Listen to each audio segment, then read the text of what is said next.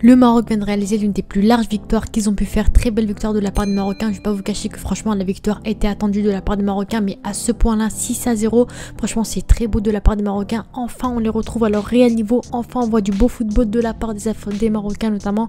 Donc franchement je suis très contente de la victoire du Maroc. Si ça vous intéresse, n'hésitez pas à vous abonner et à liker. Sans plus tarder, on commence la vidéo.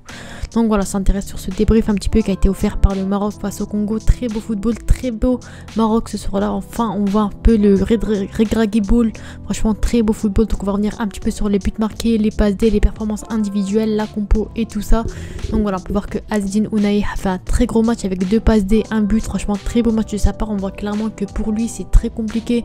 Bon voilà, on voit qu'avec Marseille c'est compliqué, mais avec le Maroc c'est vraiment un autre joueur. C'est un joueur très bon et franchement pour moi Ounahi, il n'y a aucun débat là-dessus. Très bon joueur qui a toujours sa place en sélection nationale. Chadi Riyad enfin qui confirme, c'est le futur Romain Saïs, le futur successeur de Saïs en défense centrale du Maroc, qui pour moi a amplement sa place, qui a réussi à marquer son premier but avec la sélection marocaine.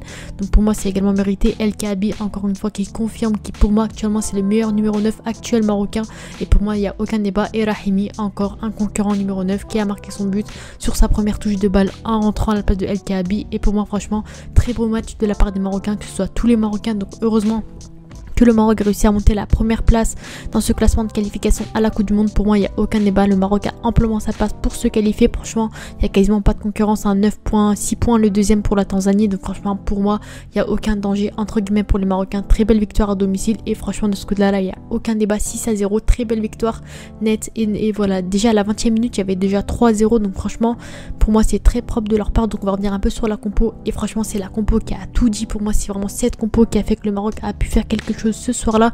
4-2-3-1, enfin on retrouve une vraie compo avec du vrai football, avec franchement c'est la compo du peuple, hein, comme on pourrait dire. Lui il forçait avec les 4-3-3, les 4-1-4-1, les compos toutes bizarres. On voyait que ça fonctionnait pas notamment à la CAN, et ce soir il attendait le 4-2-3 avec Ziyech en tant que numéro 10 en tant que milieu offensif, et ça a très bien fonctionné. Brahim Diaz à droite, et pour moi franchement très satisfaite de cette compo. Voilà, Chadi Riyad Aguerd, pour moi c'est clairement la future charnière du Maroc. Très belle défense, c'est clairement la compo type qu'on attend tous du Maroc, et pour moi franchement elle est très belle, ça a très bien fonctionné. El Kaabi titulaire qu'il a amplement mérité, triplé, donc franchement pour moi c'est mérité. Donc voilà, double pivot avec Amrabat Ounahi, voilà, malgré le fait qu'il soit placé assez bas, il a fait un très beau match également. Voilà, Brahim Diaz qui a été un peu transparent, un peu compliqué pour lui, mais en tout cas il a fait un match assez cohérent, tout comme Ziyech qui n'ont pas été vraiment présents, qui n'ont pas vraiment offert de jeu offensivement, mais pourtant ils ont fait le jeu de l'ombre et ils ont été intéressants. Il va sur Ben Seguir encore qui fait bonne impression. Il me semble qu'il a même marqué un but. Non, il a fait 2 passes D, une passe D. Donc franchement pour moi Ben Seguir également il a fait un beau match. Donc il n'y a aucun débat là-dessus. Franchement c'est clairement le futur Bouffal, le futur Abdé. Pour moi il a clairement sa place sur le côté gauche.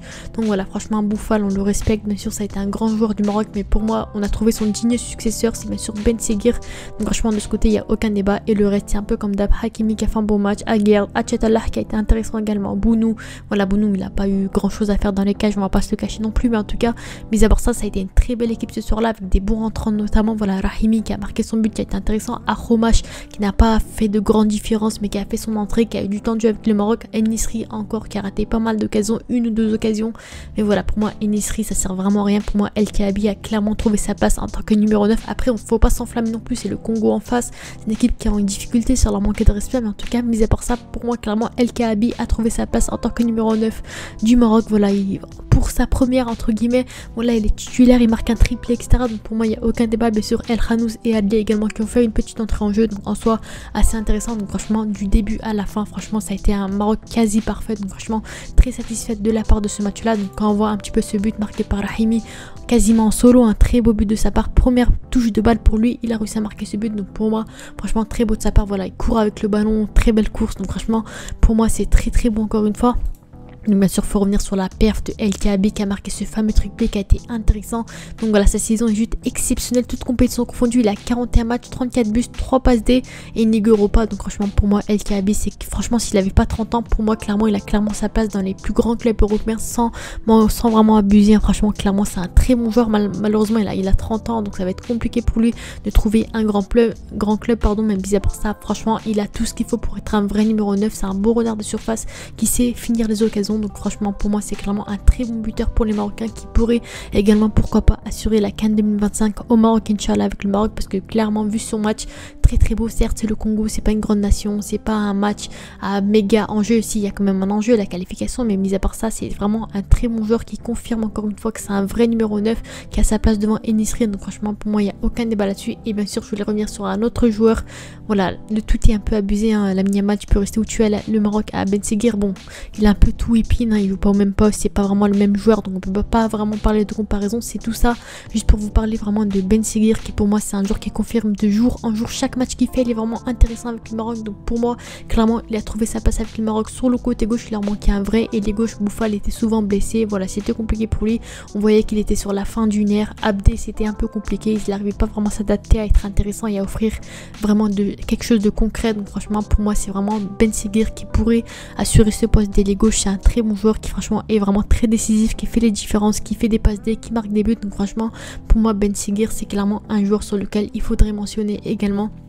Et voilà, bien sûr certains parlent convaincus par le Regragui Ball. Donc franchement pour moi vu le football qu'on a pu voir ce soir, clairement je suis clairement convaincu par le Regragui Ball. Après on sait qu'il a deux faces, un Regragui, on a vu la face à la CAN où c'était vraiment dégueulasse, il a forcé avec son 4-1-4-1, ce qui a fait que le Maroc n'a pas eu vraiment de style de jeu, de phase offensive, ça a été compliqué pour le Maroc. Mais ce soir là ça montre encore une fois que franchement Regragui a de bons points positifs avec le Maroc, il a encore voilà quelque chose à proposer avec le Maroc. Et pour moi vu le football se proposer ce soir, clairement le Maroc pourra vraiment aller très loin, Inch'Allah, que ce soit en Coupe du Monde, que ce soit voilà à la CAN. Bon en Coupe du Monde c'est pas vraiment le même style de jeu, le 4-1-4-1 fonctionnait très bien, mais au niveau africain, dans le foot africain, clairement ce 4-2-3-1 peut vraiment faire des ravages, peut vraiment être intéressant. Et franchement pour moi si on doit répondre à la question, convaincu par les Regragui Ball, clairement vu le football se proposer ce soir, que je suis vraiment convaincu par ce football là, avec vraiment la compo parfaite qu'il fallait.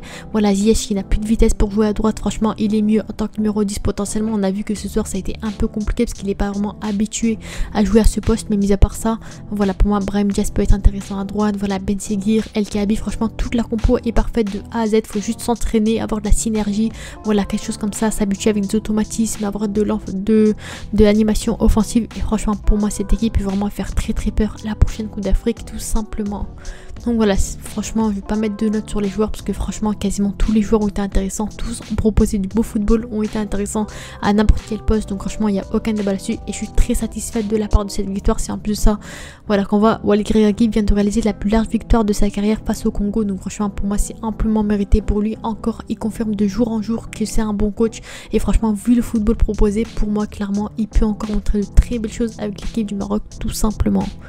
Donc voilà, c'était mieux, n'hésitez pas à vous abonner et à liker. On se dit à la prochaine. Ciao.